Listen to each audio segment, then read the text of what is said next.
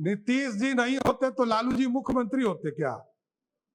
लालू जी को भी मुख्यमंत्री नीतीश कुमार जी ने बनाया, ये आपको जानकारी होना चाहिए। यहाँ बैठे वरिष्ठ साथी, इन लोगों से मिलिएगा, आपको पता चल जाएगा। और कोई किसी के पाठशाला से नहीं होता है।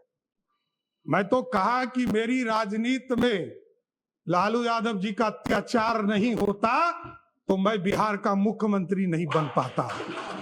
सामने मैं सबसे पहले बिहार की महान जनता और अपने नेतृत्वकर्ता देश के यशस्वी प्रधानमंत्री आदरणीय नरेंद्र मोदी जी को, बिहार के सबसे लोकप्रिय नेता और बिहार के पूर्व मुख्यमंत्री आदरणीय नीतीश कुमार जी को, भारतीय जनता पार्टी के राष्ट्रीय अध्यक्ष आदरणीय नितिन नवीन जी को, भारत सरकार के गृह मंत्री आदरणीय अमित शाह जी को और तमाम जो हमारे एनडीए के साथी जो सभी नेता हैं, सबका मैं धन्यवाद देता हूं, जिन्होंने और यहाँ पर जो माननीय सदस्य हमारे सभी हैं, सबने मुझ में विश्वास व्यक्त किया।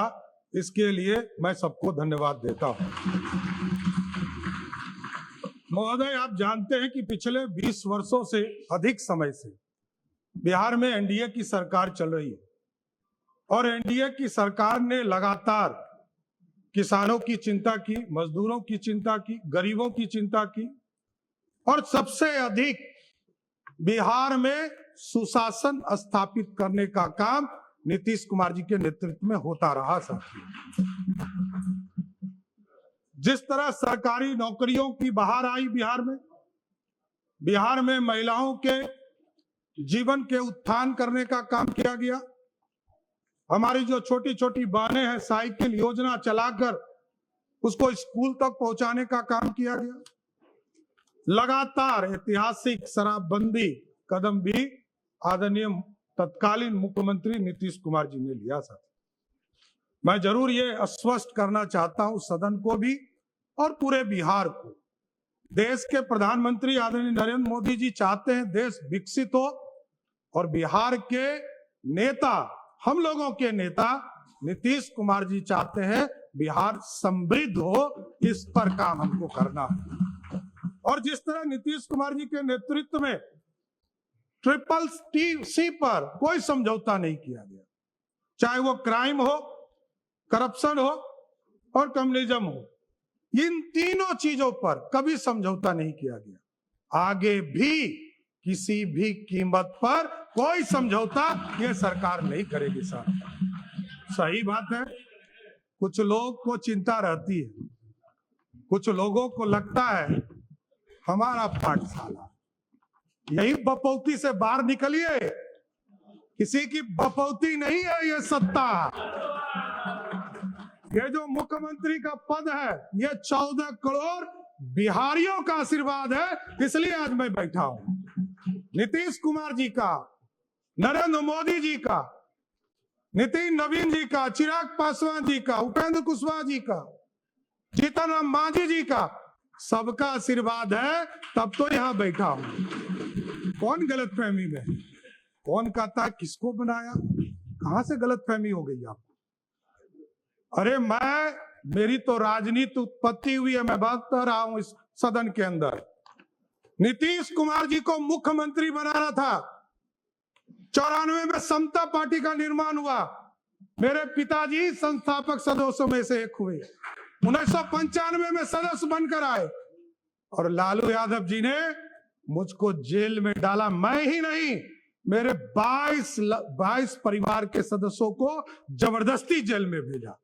लोग कहते हैं लालू यादव का, इसलिए मैं ऑफिशियल बयान कर रहा हूं, इसलिए मैं कोट कर रहा हूं कि लालू यादव जी ने मिलर स्कूल के मैदान में क्षमा मांगा था कि हमसे गलती हुई, इसलिए बोल रहा हूं। और मेरे कई चीजों पर ये लोग चर्चा करते, केस, मैं तो कही रहा हूं इस सदन में कई बार मैंने कहा नीतीश जी नहीं होते तो लालू जी मुख्यमंत्री होते क्या?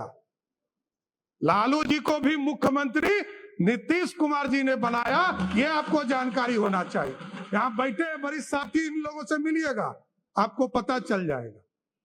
और कोई किसी के पाठशाला से नहीं होता है। मैं तो कहा कि मेरी राजनीति में लालू यादव जी का अत्याचार नहीं होता तो मैं बिहार का मुख्यमंत्री नहीं बन पाता, नहीं तो जेल नहीं जाता, ना इस राजनीति में आता, मैं तो दूसरे रास्ते में चला जाता। इसलिए कोई गलतफहमी में मत रहिए। हमको पता है आप जो समझा रहे हैं ना, कोई किसी का पाठशाला नहीं है, ये लोकतंत्र है। यही भारतीय जनता पार्टी है साथियों, जिस पार्टी ने हमको लीडर ऑफ ऑपोजिशन भी बनाया, भारतीय जनता पार्टी का अध्यक्ष भी बनाया और 2-2 बार डिप्टी सीएम बनाया और आज बिहार का मुख्यमंत्री बनाया है। किस गलतफहमी में आप हैं? सबको पूरी पार्टी एक है, कोई गलतफहमी में मत रहिएगा। न्यूज चलाने वाले चलाते रहेंगे, आप कंफ्यूजन में रहिएगा।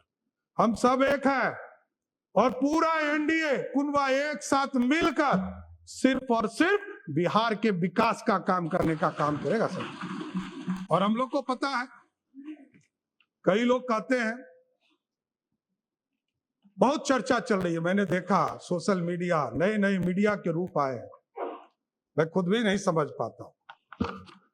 मैं यदि माइनर होता 1995 में तो मेरे को जेल में रखता क्या, बाल सुधार गृह में रखता।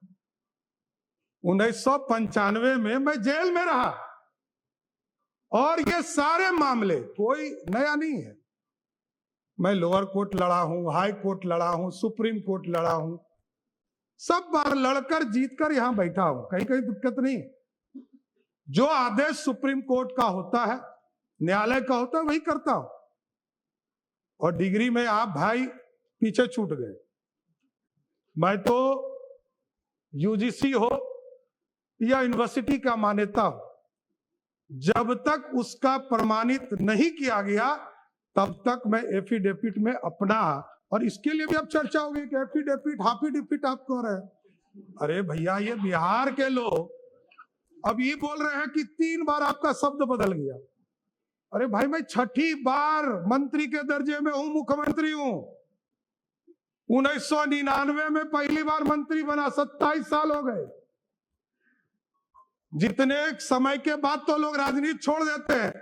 अभी हमारे भाई अख्तरुल जी ने कहा कि सबसे युवा मुख्यमंत्री, लालू जी सबसे पहले युवा मुख्यमंत्री हुए, लेकिन पूरे बिहार को लूटने में लग गए। इसलिए युवा नहीं, बिहार को समृद्ध बनाना है, बिहार की समृद्धि के लिए काम करना। बिहार में नीतीश कुमार जी और प्रधानमंत्री जी ने जो संकल्प लिया है, 1 करोड़ लोगों को सरकारी नौकरी और रोजगार देना है, इस वाले पर काम करना है। और महिलाओं के लिए स्पष्ट बताना चाहता हूं, नीतीश कुमार जी एक गार्जियन के तौर पर बिहार में काम करते रहे। आदरणीय प्रधानमंत्री जी लगातार महिलाओं के सम्मान में आगे बढ़े और अभी कह रहे थे ना कि आरक्षण के अंदर आरक्षण दे दीजिए। विजय बाबू उठे तो इनको कहे कि दर्द हो रहा है। आज देख लीजिए, हमारी बहनें यहाँ बैठी है, 29 विधायक हैं यहाँ पर, उसमें से 23 विधायक सिर्फ ओबीसी या दलित समाज से है, 2/3 से अधिक। जब आरक्षण होता, आज यदि संसद में बिल पारित हो गया होता, यहां 29 नहीं 122 विधायक जीतकर हमारी बहनें आएंगी। यह व्यवस्था चाहते हैं मोदी जी और नीतीश कुमार जी ने तो इसके लिए किया।